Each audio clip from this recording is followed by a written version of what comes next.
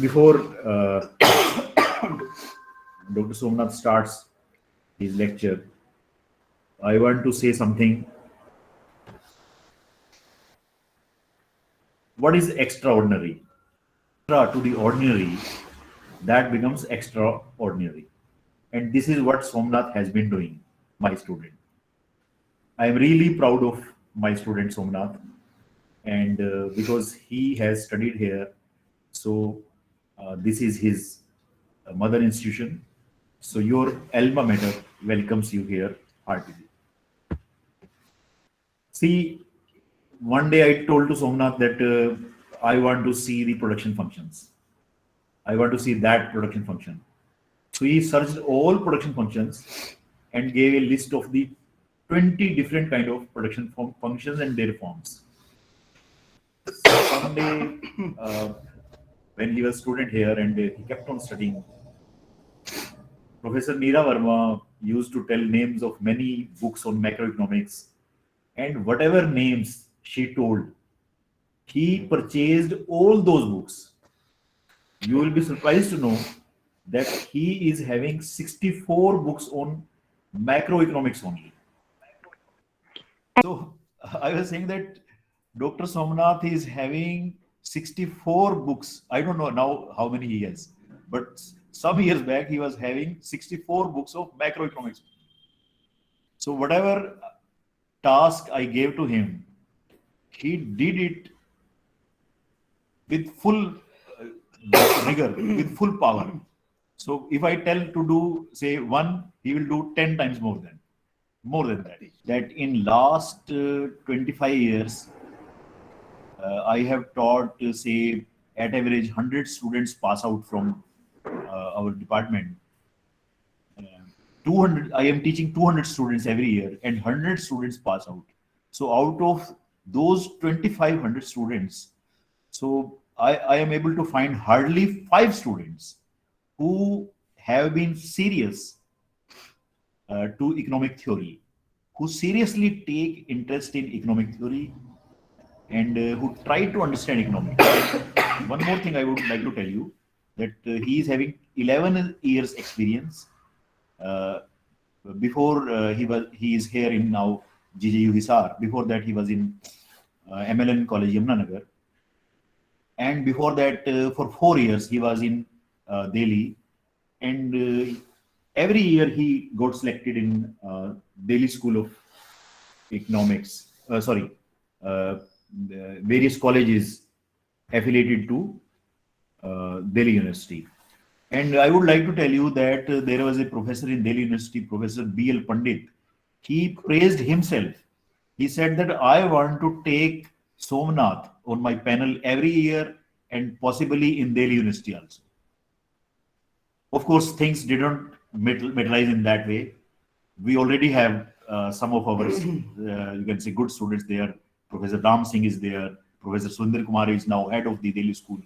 The Delhi School of Economics in Delhi University, and Dr. Pramjit Singh is also there. So probably we could have the fourth also, but before that, before it happened, Professor B.L. Pandit went to some foreign country, and then Somnath joined here. Okay. Anyhow, but now he is in the right place. GJU Hisar is doing wonderful job in the economic research, and he will be able to do. I'm sure that he will be able to do, you can say, some great work there. So I wish you best of luck, okay, before you start the lecture. And I am really proud of you. And to students, I will say that this lecture is also very important. See, understanding of the economic theory and how thoughts are classified. So many theories are there. See, in economics, no theory is a waste, okay. For some time, theories may look like irrelevant, but actually no theory ever becomes irrelevant. हमारे एक professor साहब थे, professor Sudarshan Kaushil, तो उन्होंने कहा कि वो बड़े प्यार से कहते थे बातें अपनी, कि थ्योरी इकोनॉमिक्स में कभी खराब नहीं जाती, कई बार हम उसको अलमीरा में पीछे रख देते हैं, और क्योंकि हर थ्योरी की एक एक सिचुएशन के लिए बनाई जाती है, एक सिचुएशन की जो अजम्पशंस होती हैं उन अजम्पशन के लिए वो थ्योरी सूट करती है। सिचुएशंस बदलती रहती हैं क्योंकि because economics is a social science, so in a social science the society keeps on changing, therefore situation also changes and therefore theory also changes. But if the old situation comes back, then again old theory will be useful. Say if government reduces intervention, again laissez-faire theory will be useful. But if government increases the intervention, or say depression is there, again Keynes will be there. So no theory is a waste. So you have to understand this system of theory. Today's lecture is just a starting point. So I welcome Dr. Somnath. Welcome. I think I should not talk much, and you can start the lecture now. So I start with the statement of Mark Blog, the economist from the British country, that is from UK. I start with this statement: economic knowledge. Economic knowledge is historically determined. What we know today about the economic system is not something we discovered this morning. Economic knowledge जो है वो historically determined है।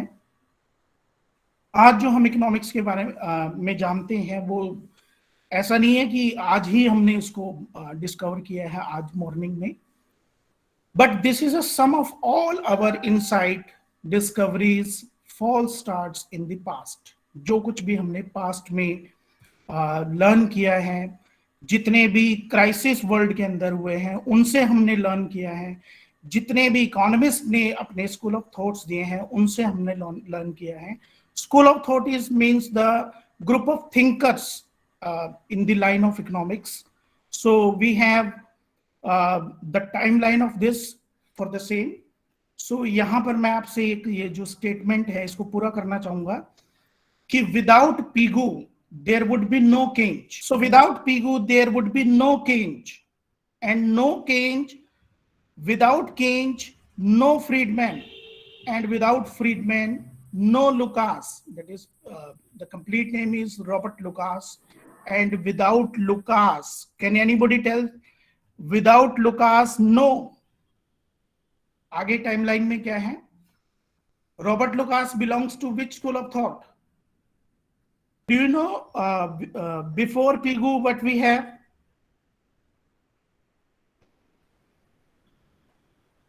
Pigou is basically, I should explain this.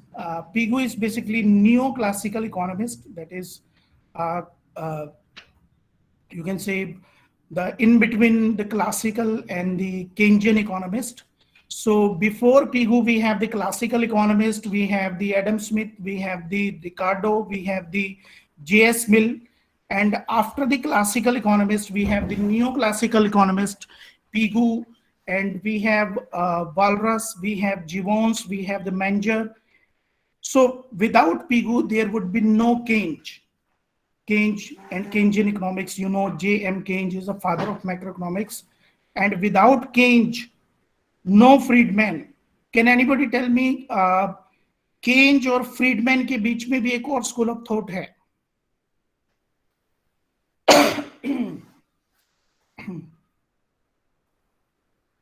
So first we have the classical, जो मैंने आपको बताया है, Adam Smith है, J.S. मिल है, रिकार्डो है, and then we have the neoclassicals, Arthur Pigou, and we have Wicksell, we have Gibbons, we have the Menger, and after the neoclassical, we have the Keynesian school of thought, and just after the Keynesian school of thought, we have the neoclassical synthesis. That is a synthesis of the thoughts of neoclassical plus Keynesian school of thought. That is neoclassical synthesis. Very important invention of that school is ISLM model. And then we have just after the Keynes, just after the neoclassical school of thought, neoclassical synthesis, we have the Friedman. Friedman belongs to the monetarism. Monetarism, and Friedman is also known as the father of monetarism. So monetarism is just against to the Keynesian school, and without Friedman, there would be no Lucas, Robert Lucas, because just after the monetarism, we have three school of thought. We have the new classical school of thought, we have the supply side school of thought, and we have the new Keynesian school of thought. And just after the new Keynesian school of thought, we have post Keynesian school of thought. And क्या ये सफर यहीं खत्म होगा? नहीं, इसके बाद भी है. Although the timeline is overlapped here, 1969 से with these school of thoughts we have one more stream, that is the stream of you can say Nobel laureates. 1969 में जो पहला नोबेल प्राइज मिला रेंगनर फ्रिश को मिला, टिनबर्जन को मिला, और लास्ट अभी आप जानते हो कि 2021 में जो नोबेल प्राइज मिला है वो डेविड कार्ड और जोशुआ एंग्रिस को मिला है. तो one more person is there, I don't remember the name of that. So we have the timeline with this school of thought, and we have Nobel laureates literature. So I have classified this mainstream of the economics. So so we have this school of thoughts, these economic thoughts roughly divided into the three phases. First is pre-modern. So what we have in the pre-modern, they are called the ancient Greco-Roman, Indian and Persian and Islamic and Imperial Chinese. And just after that, we have the early modern mercantilist and physiocrats. And we have the modern school of thought. As I explained in the previous slide, we have classical, we have neoclassical, we have Keynesian, and we have neoclassical synthesis, and we have the monetarism. And just after the monetarism, we have the new classical, we have supply side school of thought. One more thing is real business cycle school of thought, uska bhi timeline bilkul same hai. And last one is new Keynesian school of thought. So all these school of thoughts, am I audible? Yes, sir. Yes, sir. So these all school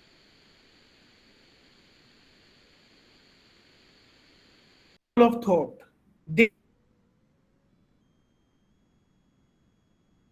जितने school of thought में बोले हैं, जो rough classification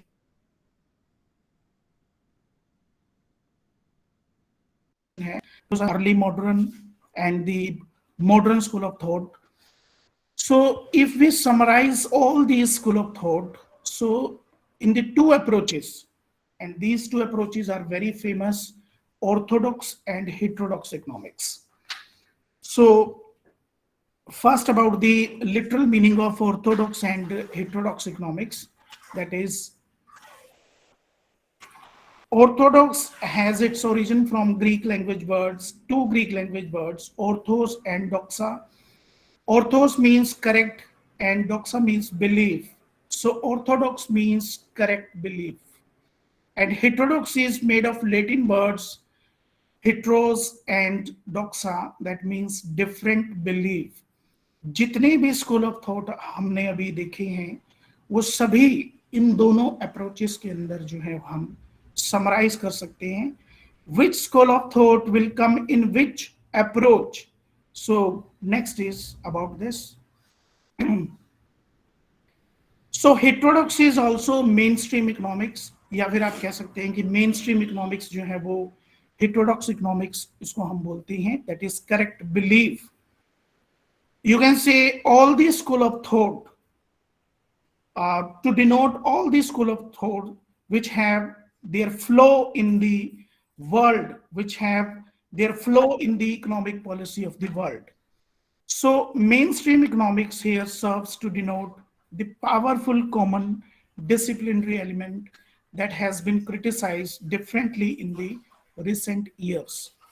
mainstream economics, he hit orthodox economics hai, and just opposite to the mainstream economics, we have heterodox economics.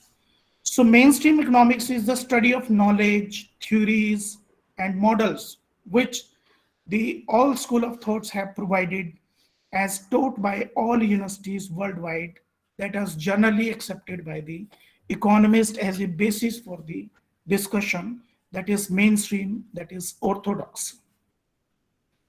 So mainstream is a term used to describe school of thought considered to be orthodox, as I told you.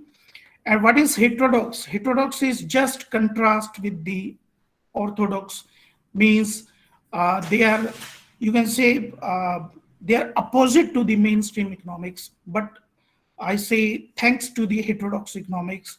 So what these two approaches to the economics include, which kind of school of thought they include, is the next.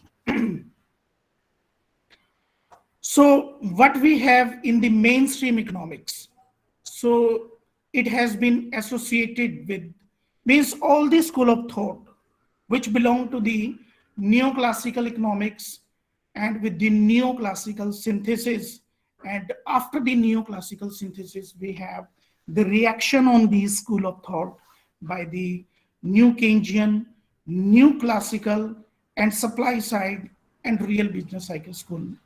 So this is the statement given by the Oliver Blanchard.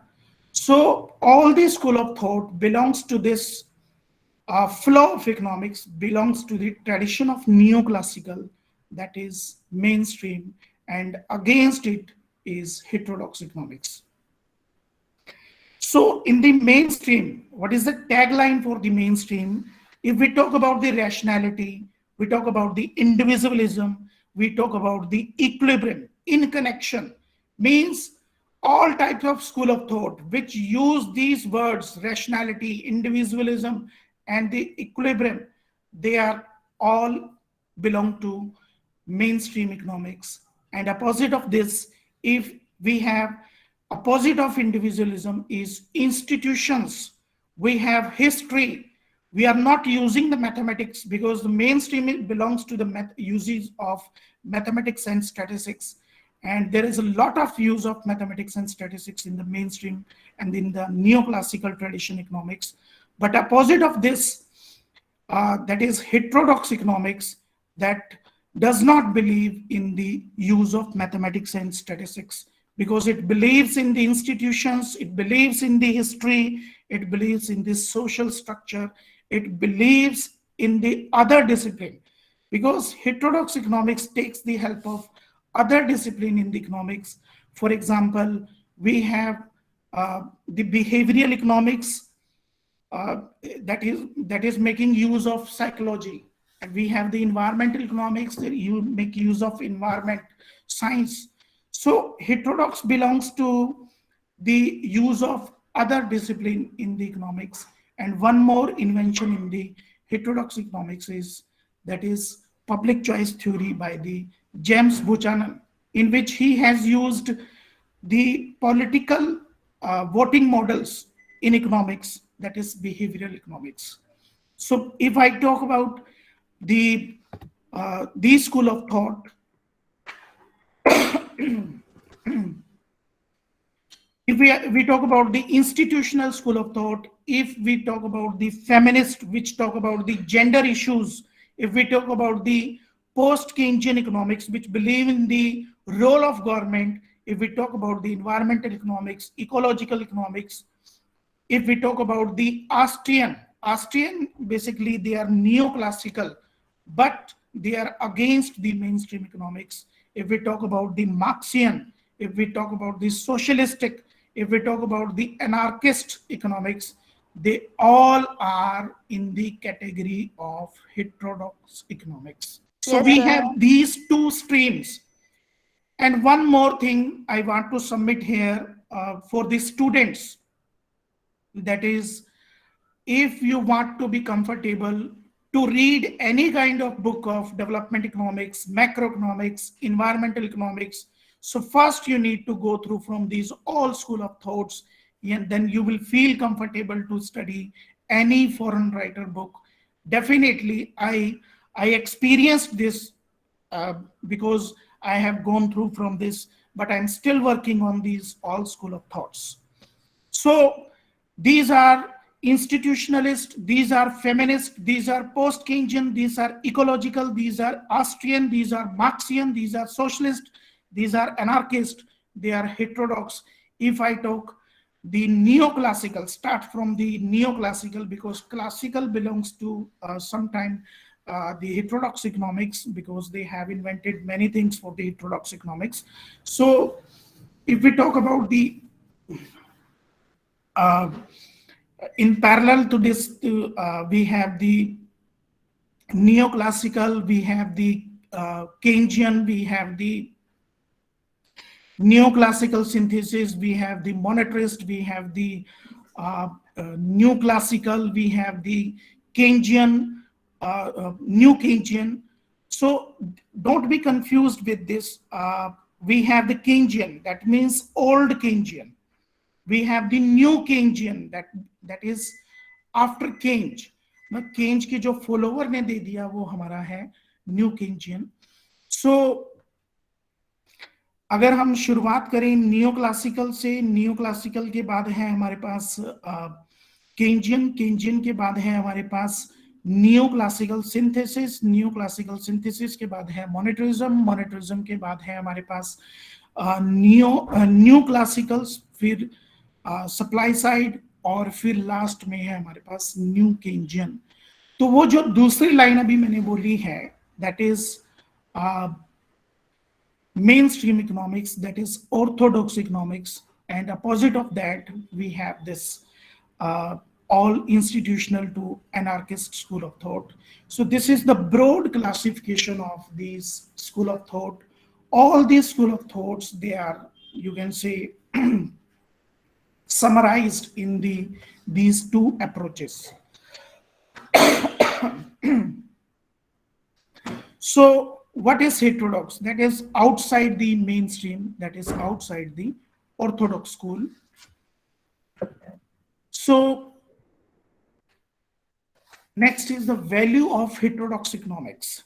So value of heterodox economics, although there are different school of thoughts in these two approaches, but heterodox economics is integral approach. Although it has been criticized worldwide for a long time, but it has been accepted as a integrated approach to the mainstream economics. Means economics का literature बिना heterodox economics के पूरा नहीं हो सकता. So this is the integrated approach. So जो neoclassical tradition है, I say mainstream as a neoclassical tradition, and opposite of that is heterodox economics. So neoclassical, they only believe in the market fundamentals, but heterodox believes in the other disciplines other than market. Means we have the government, we have the environment, we have the gender issues, we have the inequality issues, which have been ignored in the mainstream economics. So thanks to the heterodox economics for completing the theories of heterodox approaches, because as I told you that it uses the other discipline for making the models, for making the theories. That's why it is called, it is, you can say, multidisciplinary analysis-led approach to the economics. So this is all about the mainstream and heterodox economics. This is what I explained you. That unfortunately the track record of non-orthodox economics, that is heterodox, in informing actual policy is spotty, means uneven. Means actual policy को, country की policy को, worldwide policy को guide करने में heterodox का role even uneven रहा है, लेकिन फिर भी thanks to the heterodox approach, because it has completed the economic literature. So now we have again those things. So in this picture, you can see that we have the broad classification. As I explained to you, we have the heterodox schools, we have the Slide neoclassicals. show कर दो इसको, बड़ा दिखेगा.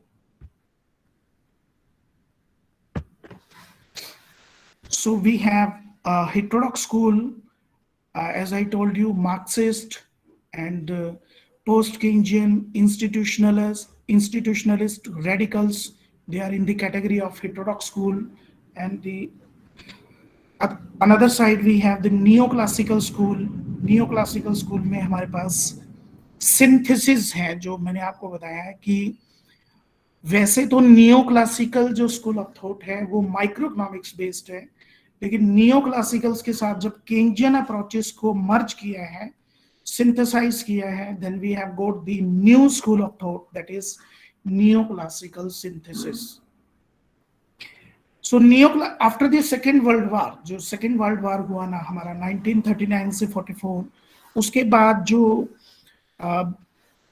before the second world war we have the revolution of Keynesian economics. मतलब अगर हम बात करें ग्रेट डिप्रेशन की, तो 1930s की ग्रेट डिप्रेशन के बाद पूरी तरह से स्पेशली जो कैपिटलिस्टिक कंट्रीज है वर्ल्ड वाइड, उन सब कंट्रीज के अंदर केंजियन रिवोल्यूशन था. केंजियन इकोनॉमिक्स को ही पॉलिसी फॉर्मेशन के लिए यूज किया जाता था, लेकिन after the you can say second world war there is a downfall in Keynesian economics, and there was attack on the Keynesian economics by the synthesis of these neoclassical and Keynesian approaches. And after them, we have one more school of thought that was against the Keynesian school, that is monetarist. तो monetarist जो school है detail में हम इसको discuss करेंगे. So we have this broad classification, heterodox economics, I explained you, and neoclassical school, we have the new Keynesian, we have the weak new Keynesian, we have the new classical, and we have the real business cycle school of thought. Real business cycle school of thought is the part of new classicals, yes. And then we have Austrians, and we have the monetarist in the category of this you can say neoclassical.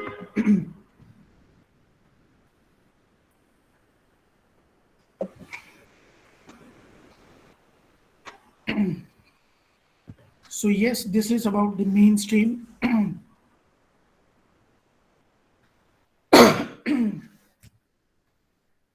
So we have the monetarist supply side, new classical, new Keynesian, post-Keynesian. Post-Keynesian is outside of this box. Marxian is outside of this box. That means they belong to the, you can say, heterodox economics. And the neoclassical synthesis, Marshall, neo-Walrasian, they are in the category of mainstream economics. So one more picture about these school of thought. And this is first we have the Keynesian macroeconomics, and Hicks, Modigliani, they all are the Nobel Prize winner. They have synthesized their views with the Keynesian economics, and just opposite to the Keynes we have the monetarist. So monetarism was given by the Friedman and Phillips, and we have the DSGE. We have the latest classification of this. This is Dynamic Stochastic Journal Equilibrium Macroeconomics, जिसमें हम मतलब एक और classification है यहाँ पर आपको समझने की जरूरत है कि Dynamic Stochastic Journal Equilibrium. Stochastic, you know, that is probabilistic, make use of the expectations in their modeling. So we have the dynamic stochastic journal equilibrium model here. Say classical, new classical model is in the category of dynamic stochastic journal equilibrium, and real business cycle school, that is also the part of new classical model. And we have the third wave, the new Keynesian model, again is in the category of dynamic stochastic journal equilibrium.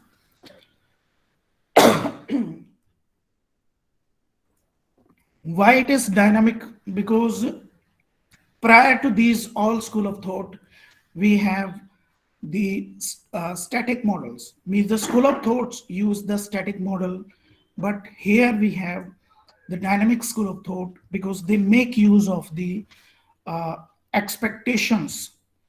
If I say adaptive expectations, to which school of thought is belong to the adaptive expectation?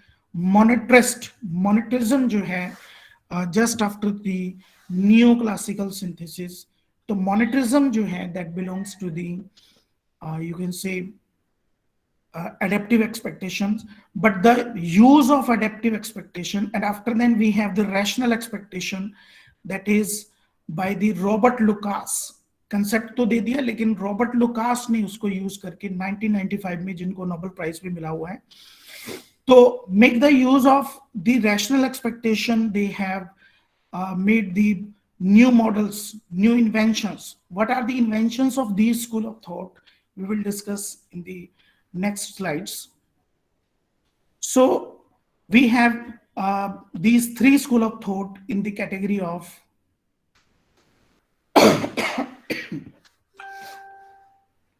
dynamic stochastic general equilibrium, that is new classical, real business cycles, and new Keynesian models.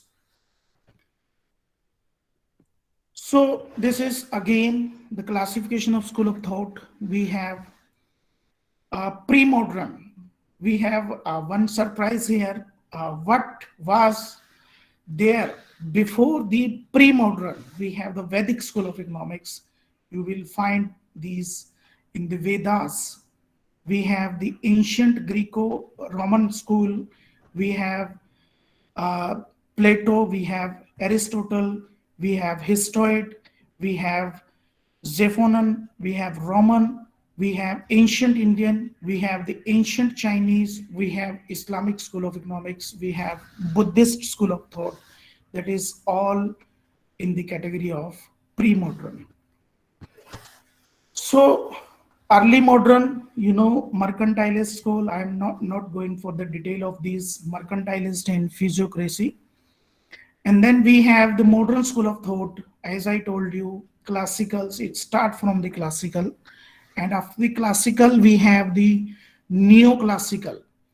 But neoclassical is not a single school of thought. Neoclassical includes many school of thoughts. Means neoclassical जो approach थी, अगर मैं कहूं कि marginalism, तो marginalism was the invention of neoclassical.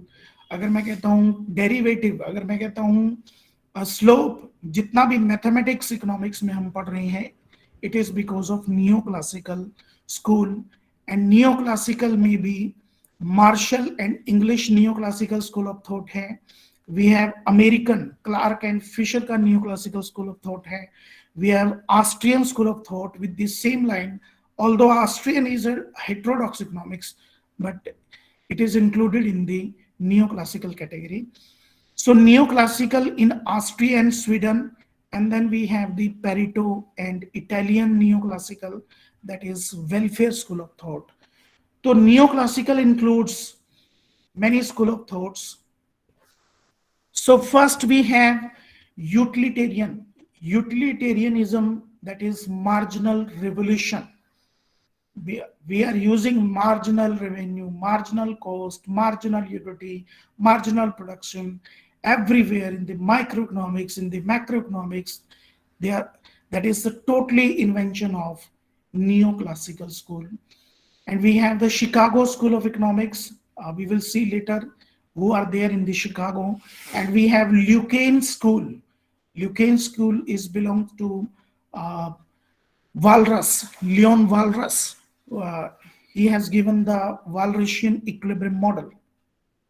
And after then we have the welfare school, that Pigou and you can say Pareto, they belongs to this welfare school.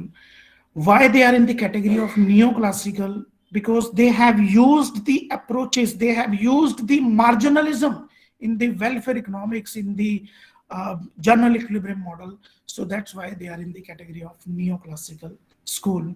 And Just opposite to this, we have the heterodox school of economics, Austrian, socialistic, historical, institutionalistic, structuralistic school of thought.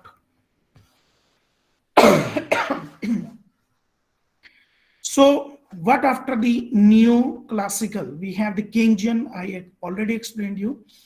Keynesian economics, neo-Keynesian, we have the monetarist, we have the neoclassical economics, we have the real business cycle school, supply side, new Keynesian economics, and then we have the behavioral school by the Nobel Prize laureates, Robert Schiller, Richard Thaler, and Kahneman, Daniel Kahneman, and we have the literature, means literature का जो timeline है that starts from 1969. जैसा मैंने पहले बताया है कि पहला जो नोबेल प्राइज था इकोनॉमिक्स में वो टिम बर्जन और रेगनर फ्रिश का नाम आपने सुना ही है, who has divided economics into two part, microeconomics and macroeconomics. तो वही रेगनर फ्रिश हैं जिनको यहाँ नोबेल प्राइज मिला, the first Nobel prize. And then we have Nobel prize, total अब तक 85 नोबेल प्राइज जो है वो जो स्विस बैंक है उसने अवार्ड किए हैं. And we have 2 Nobel prize, सबसे ज्यादा नोबेल प्राइज जो है वो यूएसए को मिले हैं. And just after USA we have the UK in the category of Nobel Prize winner on the second number. And we have 2 Indians, as you know, one is Abhijit Banerjee and second is A.K. Sen in 1998. Both have got the Nobel Prize. So we have the school of thoughts, we have the literature of Nobel laureates. सो जितना कुछ भी है आप micro economics में पढ़ते हैं, macro economics में पढ़ते हैं, वो सारा का सारा जो है वो इन स्कूल ऑफ थॉट से बिलोंग करता है. If you are comfortable with this school of thoughts, definitely you are comfortable with the all type of books and also all types of subject in the economics. And if you really wants to enjoy these economics, definitely you have to go through from this school of thought. So which school of thought should be adopted by the country for the policy guide, as a policy guide? It depends on what? Am I audible to all? Yes, sir. Yes, sir. So we have a question, which school of thought should be adopted by the country? It depends on the political system. अगर हम बात करें classicals की तो they believe in the automatic system, they believe in the market mechanism, they don't believe in the government policies. And if we talk about the Keynesian economics, they talk about the government, especially fiscal policy. Keynes has focused. तो किस country में कौन सा school of thought होगा ये वहां की situation, वहां के सर्कमस्टेंसेस डिसाइड करेंगे, वहां का पॉलिटिकल सिस्टम डिसाइड करेगा. So if it is democracy तो definitely we have the different parties, political parties. Say it is USA. If it is USA, अगर हम बात करें 1930s की ग्रेट डिप्रेशन की, तो ग्रेट डिप्रेशन से पहले हमारे पास क्लासिकल स्कूल ऑफ इकोनॉमिक्स था और क्लासिकल स्कूल ऑफ इकोनॉमिक्स किसमें, मार्केट मैकेनिज्म में बिलीव करता है. At that time there was 31st president of America, Hoover ने जो पॉलिसी अडॉप्ट की वो क्लासिकल इकोनॉमिक्स की पॉलिसी थी. जब ग्रेट डिप्रेशन की सिचुएशन थी तब भी उन्होंने मार्केट में इंटरवेंशन नहीं किया, इकोनॉमिक एक्टिविटीज में कोई भी इंटरवेंशन नहीं किया. Just after the Hoover in the America, we have the 32nd president of America, Roosevelt, Frank Roosevelt. He has adopted the Keynesian economics and he believed in the role of government. और role of government से ही और specially fiscal policy से ही जो 1930s की great depression recovery में convert हुई 1936 के अंदर, जब रूजवेल्ट ने मीन्स ये आप ये भी देख सकते हैं कि हुअर बिलोंग जो है वो दो पार्टीज हैं अमेरिका के अंदर। एक तो है हमारी रिपब्लिकन पार्टी, जो हमारे रूजवेल्ट हैं वो रिपब्लिकन पार्टी से रिलेटेड है, और opposite to this we have the Democratic Party in the US जो कि हुअर है। तो हुअर की गवर्नमेंट थी तो उन्होंने क्लासिकल स्कूल ऑफ इकोनॉमिक्स को ही पॉलिसी गाइड माना, लेकिन जब रूजवेल्ट गवर्नमेंट आई they started to believe in Keynesian economics, और जितनी भी पॉलिसी थी उन्होंने केन्जियन इकोनॉमिक्स के तहत बनाना शुरू कर दी। Definitely there was recovery due to the role of government, due to the fiscal policy of the government, although Keynes has given less importance to the monetary policy, but he has given more importance to the fiscal policy. So what after the Keynes? तो ये depend करता है कि किस country का political system कैसा है, कि अगर अमेरिका में डेमोक्रेटिक पार्टी है तो we have the Keynesian economics, और अगर अमेरिका के अंदर हुअर पार्टी है, डेमोक्रेटिक पार्टी है, so we have the classical economics. Same in India also, अगर पेंडेमिक का टाइम है, चाहे इंडिया में है चाहे पूरे वर्ल्ड के अंदर किसी भी कंट्री में पेंडेमिक का टाइम है, रिसेशन का टाइम है, प्राइवेट मैकेनिज्म फेल हो चुका है, मार्केट मैकेनिज्म फेल हो चुका है, मार्केट के अंदर प्रॉफिटेबिलिटी नहीं है, in that case we have again to rely on the Keynesian economics. We have means this is called the resurgence, rebirth of that school of thought. कि अगर Keynesian school 1936 से 1960 तक मैंने यहाँ लिखा हुआ है, it does not mean कि केन्जियन इकोनॉमिक्स वहां पर खत्म हो गई, बल्कि केन्जियन इकोनॉमिक्स आज भी जब पैंडेमिक का टाइम है पूरे वर्ल्ड में, तो पूरे वर्ल्ड की कंट्रीज को केन्जियन इकोनॉमिक्स पर ही रिलाई करना होगा, चाहे वो डेफिसिट फाइनेंसिंग के थ्रू हो, चाहे फिस्कल पॉलिसी के थ्रू हो, गवर्नमेंट स्पेंडिंग से ही रिकवरी जो है वो पॉसिबल है। We have the 4 pillars of aggregate demand. We have the consumption, we have the investment, we have the government spending, we have the net export. और अगर हम इस एग्रीगेट डिमांड इक्वेशन की बात करें तो कंजप्शन बिल्कुल कम है, इन्वेस्टमेंट सप्लाई चेन पूरी तरह से डिस्टर्ब है पेंडेमिक में, इन्वेस्टमेंट भी कम है, नेट एक्सपोर्ट बिल्कुल बंद है, कार्गो फ्लाइट सब बंद है। उस केस में सिर्फ और सिर्फ एक ही पिलर बचता है रिकवरी के लिए, that is Keynesian economics, that is aggregate demand को हम सिर्फ जो है वो जी से, गवर्नमेंट स्पेंडिंग से, which is exogenous factor to the aggregate demand, उससे हम बढ़ा सकते हैं। 1960s के अंदर केन्जियन स्कूल के जो अप्रोचेस हैं उसको नियो क्लासिकल जो स्कूल है उसके साथ मर्ज कर दिया जाता है। दैट इज इसका जो शुरुआत है वो am I audible? Yes, Am I sir. audible to? Okay. So Keynesian economics के बाद हमारे पास है blend of Keynesian and neoclassical। तो नियो क्लासिकल और केन्जियन सिंथेसिस भी हम कह सकते हैं इसको, नियो केन्जियन सिंथेसिस कहो या neo classical, it is not new, it is neo, in between. So neo classical basically मैंने बताया आपको माइक्रो इकोनॉमिक्स से डील करते थे, जितना भी मार्जिनलिज्म है, रैशनैलिटी है, रैशनल चॉइस है, इंडिविजुअलिज्म है, वो सारा का सारा जो है वो नियो क्लासिकल इकोनॉमिक्स है। लेकिन नियो क्लासिकल इकोनॉमिक्स को macro economics, Keynesian macro economics के साथ जो सिंथेसाइज करने वाले हैं वो है Nobel prize winner James Tobin है, और इसके साथ हमारे पास हिक्स और हैंसन है, हमारे पास सैमुएल्सन है, हमारे पास इसके साथ जो है मोदिग्लियानी है, we have Mundell Fleming model also. तो इनका जो इन्वेंशन है, जो आप अपनी मैक्रो इकोनॉमिक्स के सिलेबस में भी पढ़ते हैं, कि नियो क्लासिकल सिंथेसिस में हमारे पास ISLM मॉडल है, हमारे पास फिलिप्स कर्व है, जो A.W. फिलिप्स है, he was also the advocate of Keynesian economics, so but he is in the category of neo Keynesian, neo classical। so Phillips curve है, ISLM model है, Mundell Fleming model है, these all are the inventions of neo Keynesian, neoclassical synthesis।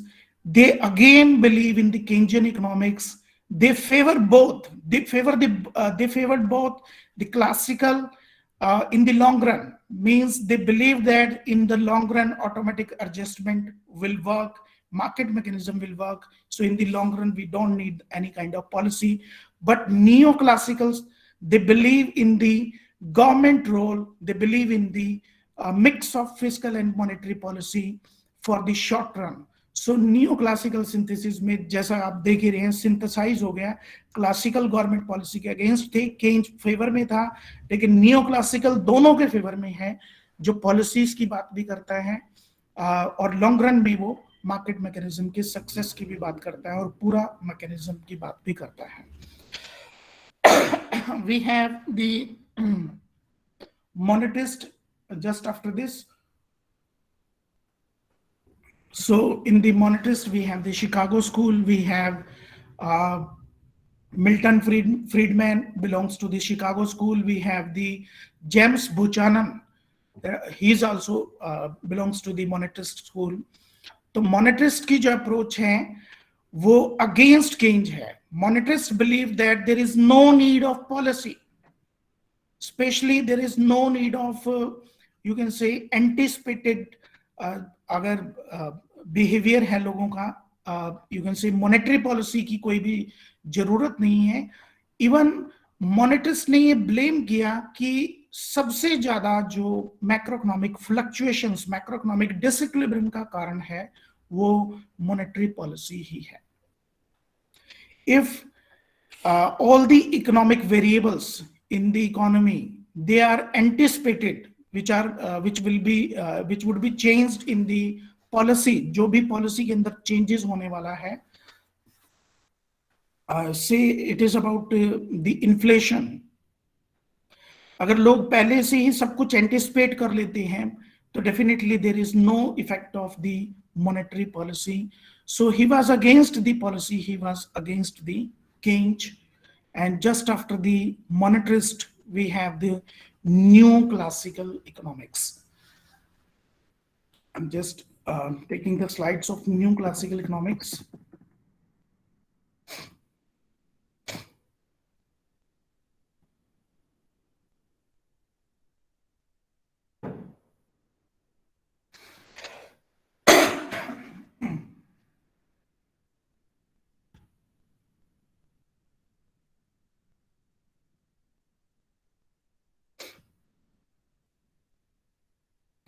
So we have this new neoclassical synthesis, Keynesian plus neoclassicals.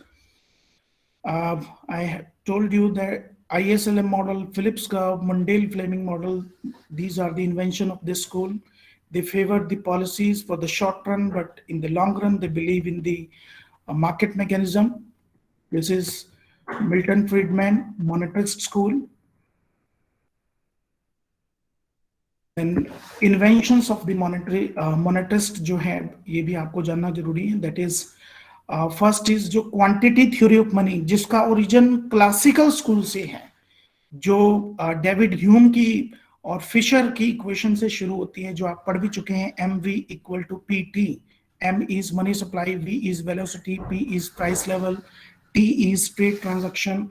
If V and T both are constant, then there is a proportional relationship between the money supply and the price level. So classical believed in that kind of you can say money supply behavior.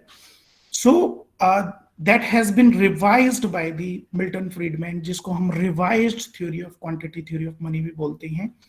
And next invention of this school is the expectation augmented Phillips curve by the Friedman.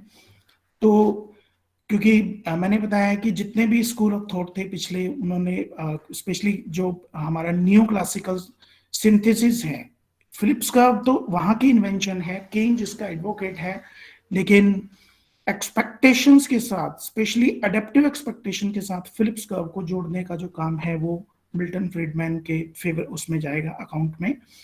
And then we have the monetary approach to the balance of payment. That was also given by the Johnsons and Johnsons. They are also in the category of monetarism. So we have the new classical economic thought. We have Professor Muth. Professor Muth को हम inventor कह सकते हैं rational expectations का.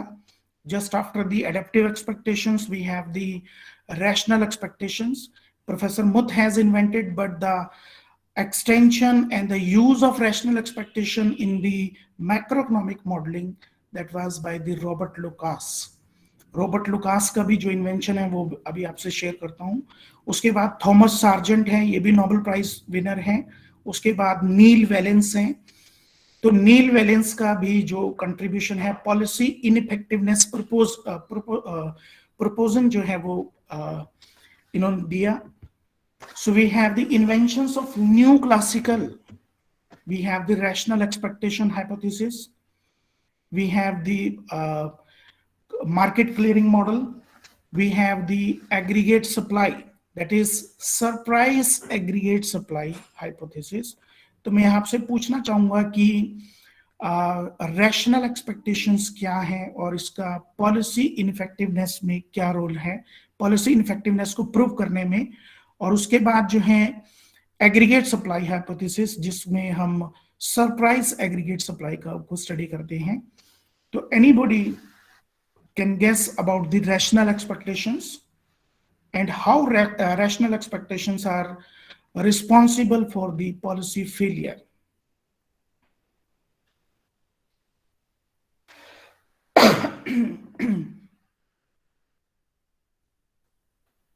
Am I audible to all? Yes, sir. Okay. Yes, sir. So we have the rational expectations. Before this, we have the adaptive expectations. In one line, I say adaptive expectations are based on the past information, past data, but rational expectations are based on the past plus present available, present publicly information available के ऊपर जो expectations बनती हैं वो हमारी rational expectations हैं. And why policies are, मतलब जो policies हैं वो fail क्यों होती हैं, वो न्यू क्लासिकल मॉडल ने एक्सप्लेन किया. न्यू क्लासिकल जो स्कूल है, it was again favour of classical. Classical मानते थे कि there is no need of government and no need of policy. Again new classical भी उसी अप्रोच के साथ अपने स्कूल ऑफ थॉट को दे रही हैं, एक्सप्लेन कर रही हैं.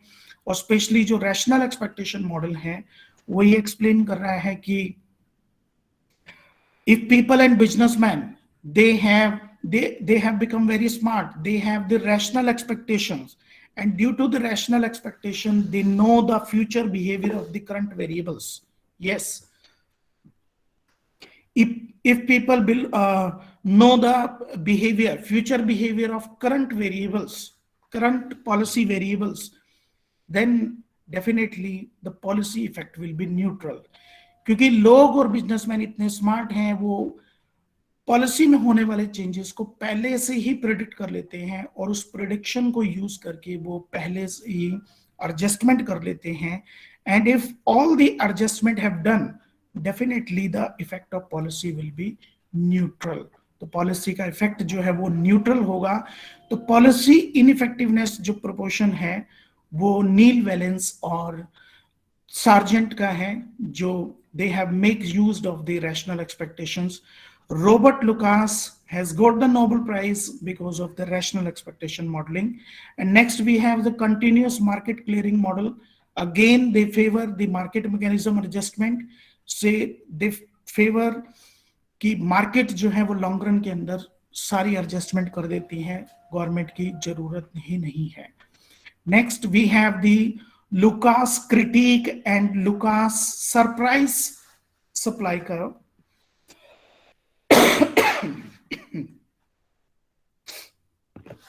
This Lucas critique is very important in this new classical.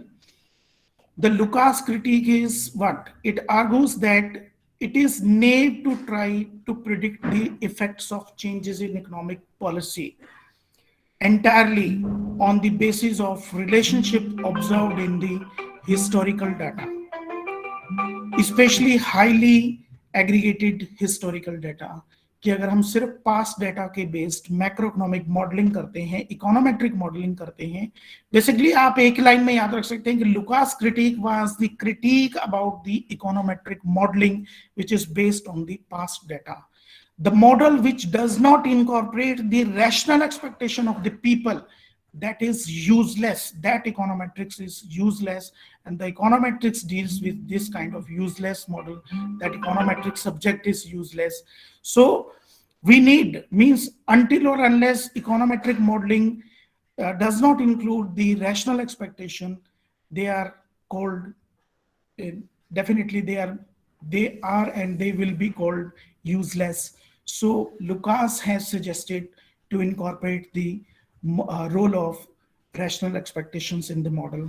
And one more invention of this school of thought is Lucas surprise aggregate supply curve. Classical believe that aggregate supply is the function of only price level. There is a positive relationship between the aggregate supply and price level. But because of Robert Lucas, we have come to know that aggregate supply is not the function of only price level. It is a function of the difference of price, actual price level, and expected price level. And what we will get, the price surprise, the difference of this, the gap of this is price surprise. And why there is a price surprise? Because of the expectations, missed जो expectations हैं लोगों ने, जो पहले से ही predict करने में जिसको वो कामयाब नहीं है। हालांकि वो बहुत सारा कुछ प्रिडिक्ट कर सकते हैं, रैशनल एक्सपेक्टेशंस हैं, लेकिन अब बहुत सारा कुछ जो है अवेलेबल नहीं है पब्लिक इंफॉर्मेशन में। उसकी वजह से जो सरप्राइज मिलता है, that is the determinant of aggregate supply. So these are the inventions of, you can say, new classical. And after then we have the real business cycle and the class of new classical, Kayland and Prescott, Long and Palliser. They are the proponent of this real business cycle school. So it is called the latest incarnation of the classical view of economic fluctuations. You can say class of new classical macroeconomics. So what it assumes, in one line, it assumes that there are large random fluctuations in the rate of technical change. तो technical changes को, exogenous factor को इसमें सबसे ज़्यादा importance दी है macroeconomic fluctuations के लिए। तो in response to these fluctuations, individual rationally alter their level of labor supply and consumption. So the business cycle school, real business cycle, they believe that the shocks are there. Supply side shocks are real shocks which create the economic fluctuations in the economy. So what they said about the government. So government should therefore concentrate on the long run structural policy changes. Means they believe in the government role, like the Keynesian. So government should therefore concentrate on the long-run structural policy changes, not intervene through discretionary fiscal or monetary policy. Means there are two types of policy. One is rule-based policy and second is discretionary policy. So they favor the rule-based policy and they favor the structural policy. They favor to consider the structural policy changes. And after then we have the supply side school of thought. जब Keynesian school of thought fail हुआ 1970s में, और specially जब 1970s में world को supply shock लगे, OPEC countries ने petroleum का प्राइसेस बढ़ाया. So we have two more school of thought after the new classicals, supply side school of thought, and the proponents of this supply side school of thought, that is Arthur Laffer का नाम इसमें सबसे ज्यादा है, Herbert Stein, Arthur Laffer, Reagan जो कि US के president थे, 40th president, Robert Mundell, and we have Wanniski. So they have given the supply side school of thought and they favored the supply side policies of the government. They favored the policies and especially the fiscal policies which the Keynes also favored. पर Keynes ने fiscal policy को favor किया सिर्फ demand side management के लिए, but the supply side school of thought, they have favored the fiscal policy from the supply side management. So this is all about the supply side school of thought. And after then we have the last is new Keynesian economic thought. In the new Keynesian, we have the Robert Barrow. I ask from you what after the Robert Lucas, we have the Robert Barrow, Mankiw, Phelps, and Sargent, and we have the Oliver Blanchard here. So they are the proponents of new Keynesian. Keynes यहाँ पर नहीं है, but they are the followers of the Keynes. They have extended the approaches of Keynes here. Priyanka wants in to the ask some question. New Keynesian economic thought. Priyanka. Just 2 minutes, sir. इसको मैं कर दूं. So what the new Keynesian believed, Keynes and his early followers assumed that wages and prices are sticky. Therefore, fluctuations in aggregate demand do not affect wages and prices. केंज और उसके follower जो है वो मानते थे कि प्राइसेस और wages जो है वो स्टिकी हैं, बट क्लासिकल बिलीव दैट कि प्राइसेस और वेजेस जो है वो फ्लेक्सिबल हैं.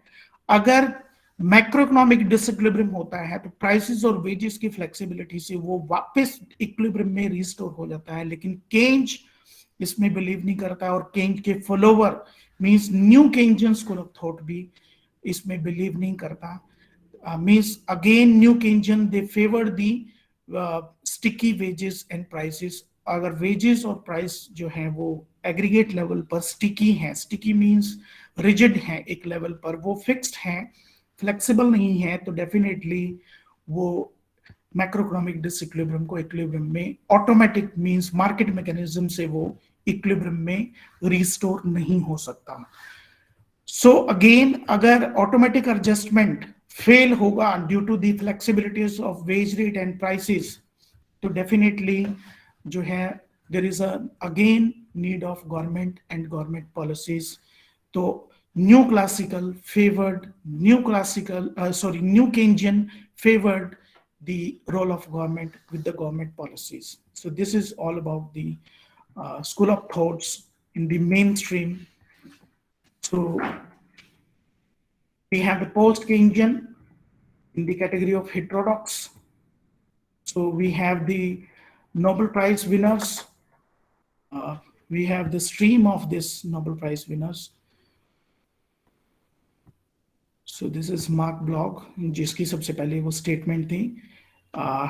What he said excessive use of mathematics जो है उसमें economics जो है काफी analytical rigors उसके अंदर हम use करते हैं mathematics और उसको use करके, लेकिन what he said, he has given more importance to the logical reasoning in economics rather than use of more mathematics and statistics. Thank you very much. Sir neo classical और new classical में क्या difference है sir, please tell sir. Neo and new. Yes. हाँ जी sir. Neo is just after the classicals. Neo. Okay EO. Neo is just after the classical. Okay sir. After the neoclassical, we have Keynesian. हाँ जी. And after the Keynesian, we have neoclassical synthesis. Synthesis means mixture of neoclassical and Keynesian economics. And after this, we have the monetarist. After the monetarist, we have the neoclassical in the late 1970s. They were against the Keynesian economics. तो जो 1970s में आए थे वो new classicals थे. They are, again I say, they are the follower of the classical. Okay sir. तो timeline दोनों के डिफरेंट होगी ना. एक तो हो गए 1930s के पास हो गए न्यू क्लासिकल और एक हो गए new classical late 1970s. Okay sir. Sir ये टाइम डिफरेंस की वजह से ऐसे बोला जाता है neo. But neo means the in between the Keynesian and classical, and say it belongs to the old tradition of economics. So they are in the category of neo. And after the you can say Keynesian, we have the new invention, economics with the new inventions, with the new approaches. So that's why the name of that is new classical. Okay, sir. Thank Although you, sir. they are the follower of the classical, but they have the new approaches with them. Thank Okay, you, sir. Neelam, for making Thank you, this sir. session live. So I Okay. suppose that more persons can come out with more questions. So one thing is striking to me when you are talking about neo and new Keynesian. So nowadays, Somnath, we are hearing something about new economics also. So what is that? New economics is in my literature, जो मेरे दिमाग में है. When Keynes has given his thoughts about just after the you can say recession. Recession 2008. Yeah. 2008 So, recession. Keynesian economics in my literature is new economics, and there was a revolution of this Keynesian economics because he has revived, and he has given the rebirth to the new economics. तो इसलिए हम उसको new economics बोलते हैं. And I think these those who themselves are calling new economists, or those who belong to this new economics, they are using lot of heterodox thoughts also.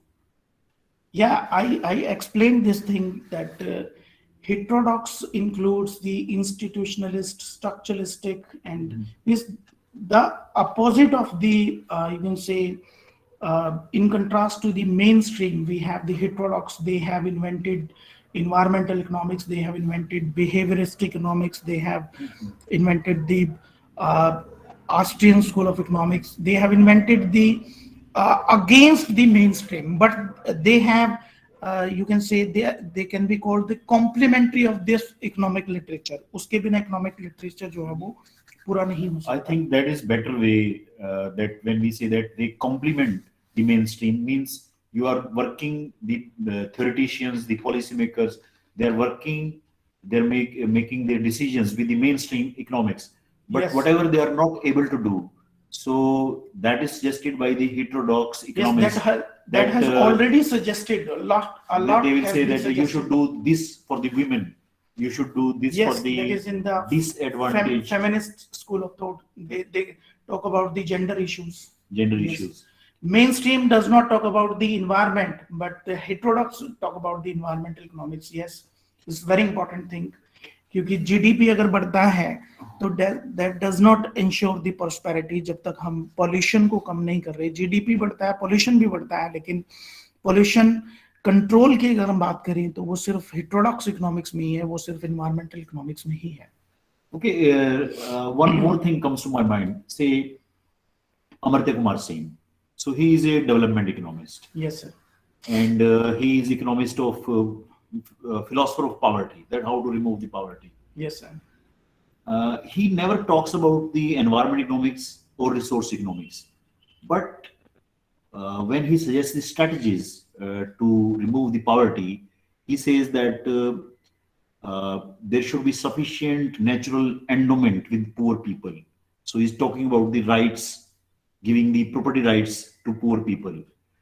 Although he has not suggested any theory related with the resource economics or environment economics, but he has given a very, you can say, powerful suggestion, which is used by the environmental economists. Yes, And sir. environmental economists, you will call them, I think you will call them heterodox economists. Yes, Am I sir. right?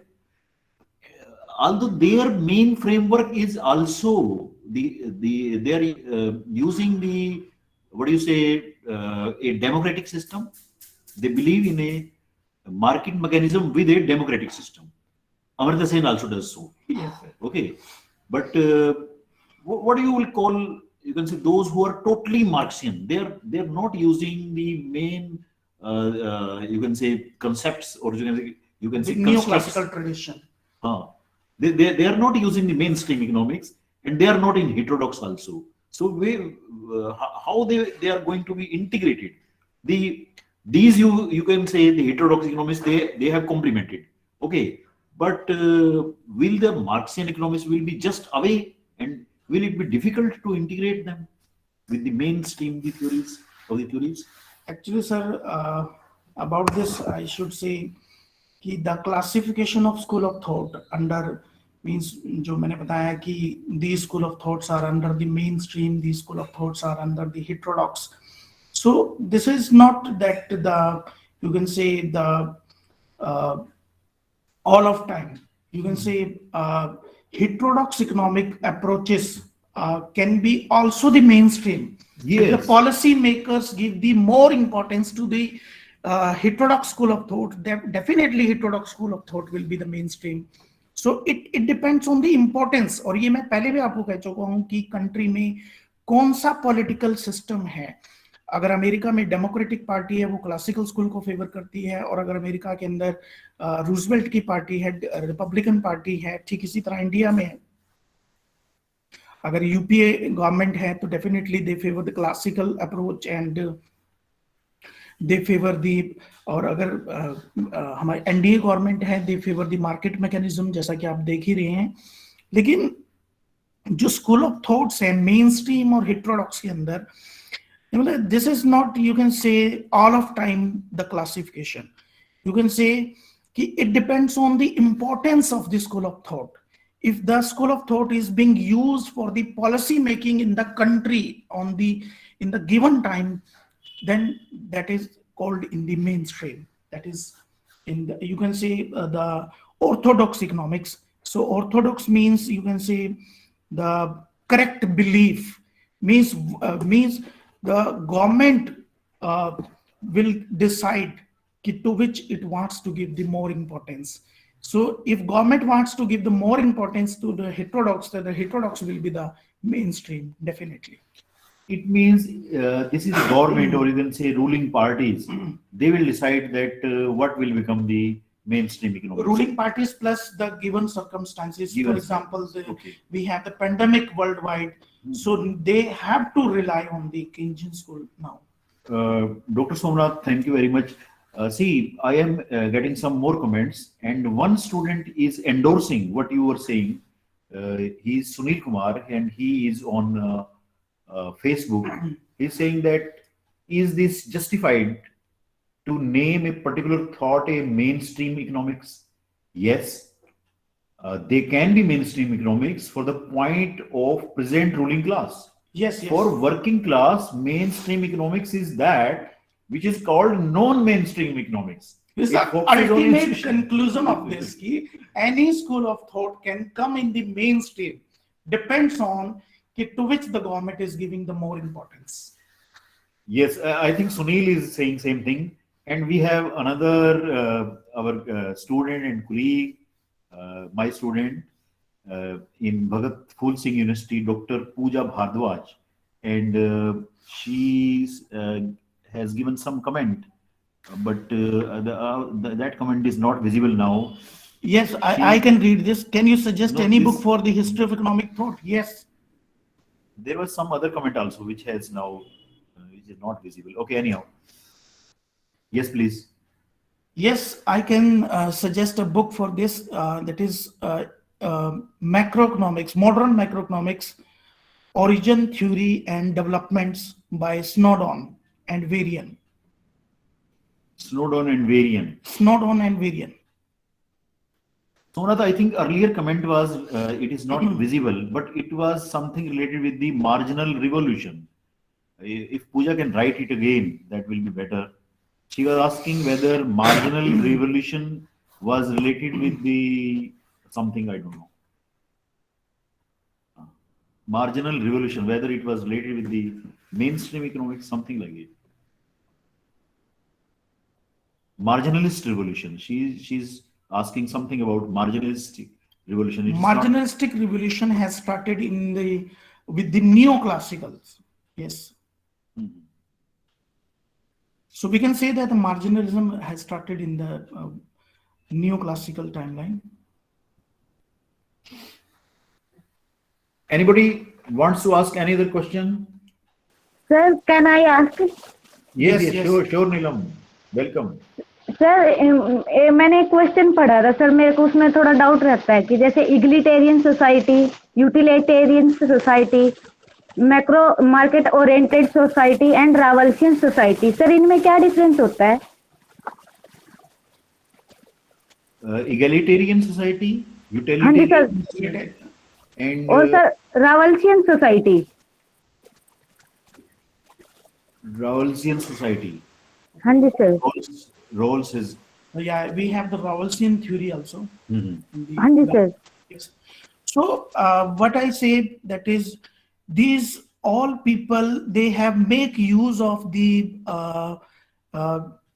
this neoclassical thoughts. मतलब neoclassical मैंने ये बताया है कि we have the utilitarians, we have the marginalist, we have the welfare economist.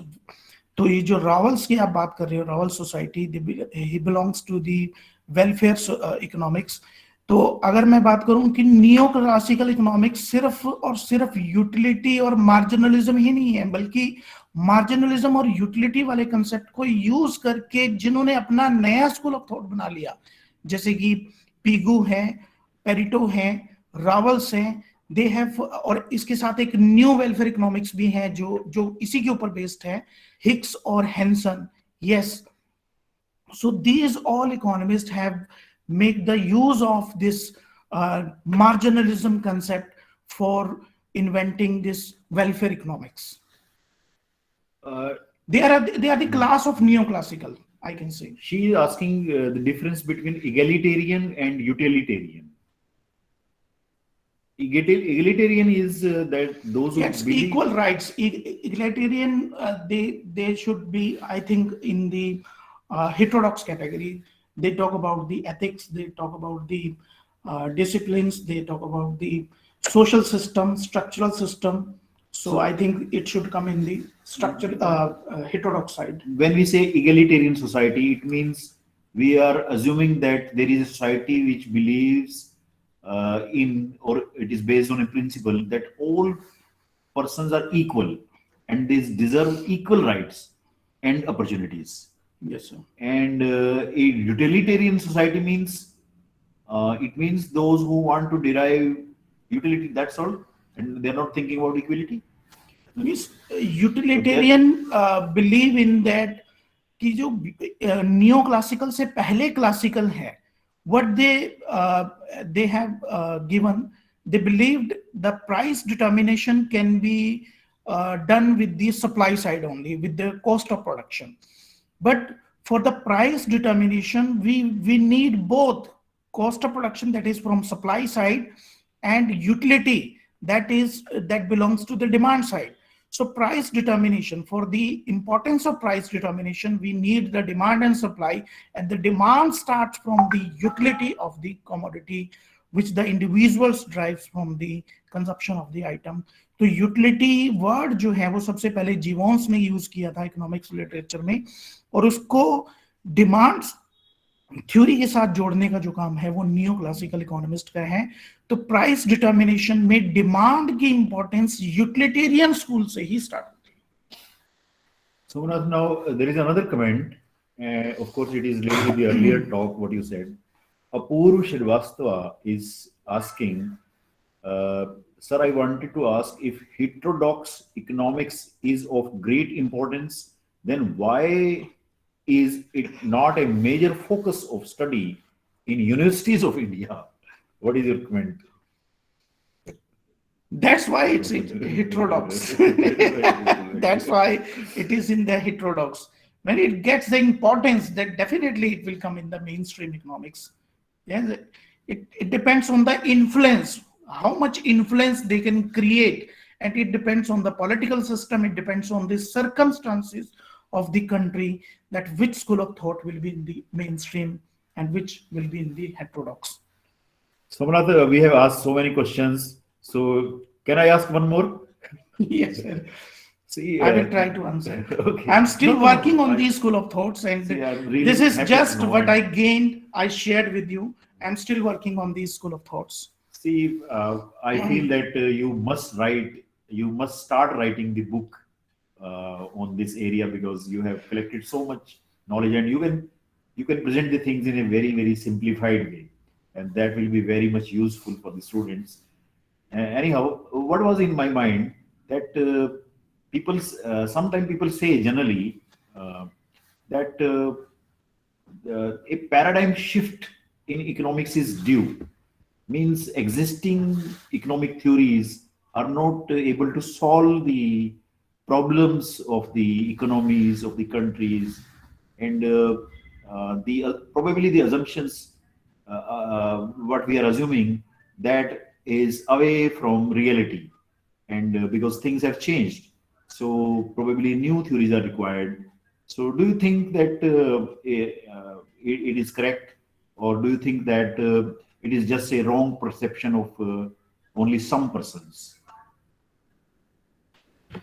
So there are two answers. One is uh, you talked about the paradigm shift, Yes. and so what I believe that we should go for the blend of these school of thoughts. We should blend all these thinking thoughts of all the economists to uh, for the policy making in the country. So that is, I think, the next paradigm shift in this literature. Otherwise, even Nobel laureates have created many dynamic models, but the paradigm shift, the drastic change in economics literature has not come yet. But I suggest what I think, that we should blend the thinking to guide the country to make the policy.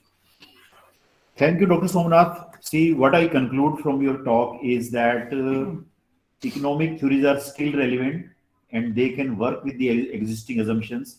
The only thing is that we need a good synthesis of various theories and probably various political systems also, probably that market mechanism has taught so much to us that we cannot, you can say, discard it. We should not throw the, what do you say, throw the child with the water. So it means we have to be very careful when we say that we can discard all the theories. Probably we cannot discard, and we cannot leave. We cannot discard the experience of the economists, what they have taught to us, and the theories can work probably with a better synthesis. Probably a better synthesis is required. That's all. This is what you want to say. So, is there any other student who wants to ask any question, or should I call Poonam to please summarize? So, I thank you, Somnath. Thank Okay, you, and sir. I request Poonam to present a formal vote of thanks. Yes, Poonam. Thank you, sir. Thank you so much, Dr. Somnath, sir, for your kind words. Today's lecture was so valuable for us. You have told us about classification of economic thought and frontiers of economic theory. Sir, आपने बताया जैसे economic knowledge के बारे में बताया कि ये कैसे हिस्टोरिकली डिटरमाइंड होती है। जैसे हम पास्ट में तो लर्न करते हैं क्राइसिस से, इकोनॉमिस्ट के थॉट से। आपने हमें different economic school of thoughts के बारे में बताया, जैसे classical, neo classical, Keynesian school of thought. उनके बाद जैसे नोबेल प्राइज विनर्स हैं। जो इकोनॉमिक थॉट है उसको हम 3 फेजेस में डिवाइड कर सकते हैं, जैसे pre modern, early modern and modern. तो हम इनको 2 अप्रोचेस में समराइज करते हैं, ऑर्थोडॉक्स एंड हेटेरोडॉक्स। ऑर्थोडॉक्स में आते हैं मेन स्ट्रीम। ये ऑर्थोडॉक्स से रिलेटेड है, associated with neo classical economics and with new classical synthesis. We deal with rationality, individualism and equilibrium। और उसके बाद आता है paradox। ये है जो मेन स्ट्रीम इकोनॉमिक्स के ऑपोजिट है।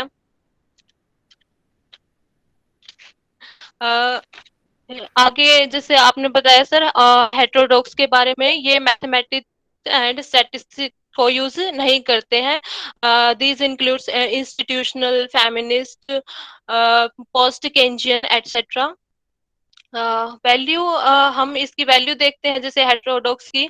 इसको पहले एक्सेप्ट नहीं किया गया था, but at last it was accepted and it is integrated approach because it completed the economic literature. जैसे हम देखते हैं pre modern school of economic thought, उसमें वैदिक स्कूल ऑफ इकोनॉमिक्स है।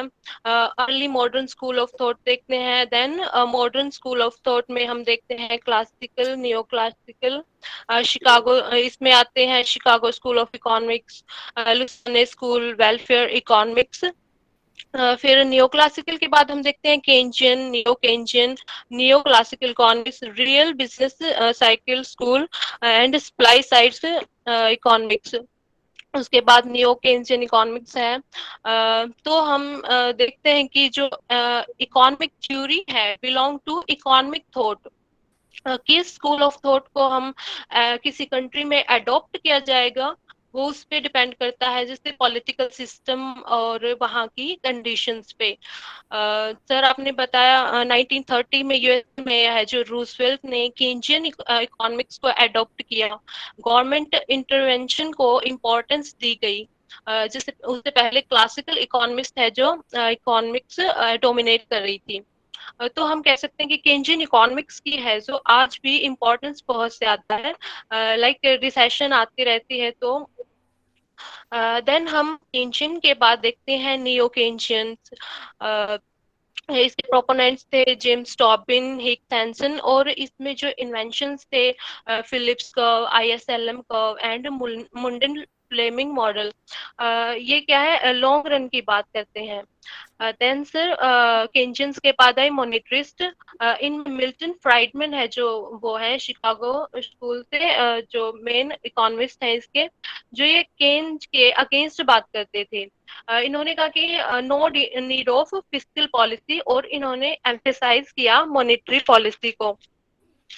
देन हम देखते हैं कि नियो क्लासिकल इकोनॉमिक थॉट, इसके प्रोपोनेंट्स थे रॉबर्ट लुकास मेनली। तो इन्होंने फेवर किया क्लासिकल इकोनॉमिक्स को। उसके बाद आता है sir real business cycle school. इसके प्रोपोनेंट्स थे किटलन एंड प्रेस्कॉट। तो उन्होंने एज्यूम किया कि large random fluctuations in the rate of technological change. Then उसके बाद हम सप्लाई साइड इकोनॉमिक्स की बात करते हैं। इनमें है Arthur Laffer, Robert Mundell, Herbert Stein, और इन्होंने फेवर किया फिस्कल पॉलिसी को फ्रॉम द सप्लाई साइड। उसके बाद हम देखते हैं नियो केंजियंस और and Nobel prize winners. That was on the behalf of the chairperson, faculty, research scholars, and students. I would like to thank you, sir, for this informative session. Thank you, thank you. Last but not least, I'd like to thank students on Facebook Live, research scholars, and teachers. Thank you so much, all. Thank you all. Have a good day. Thank you all.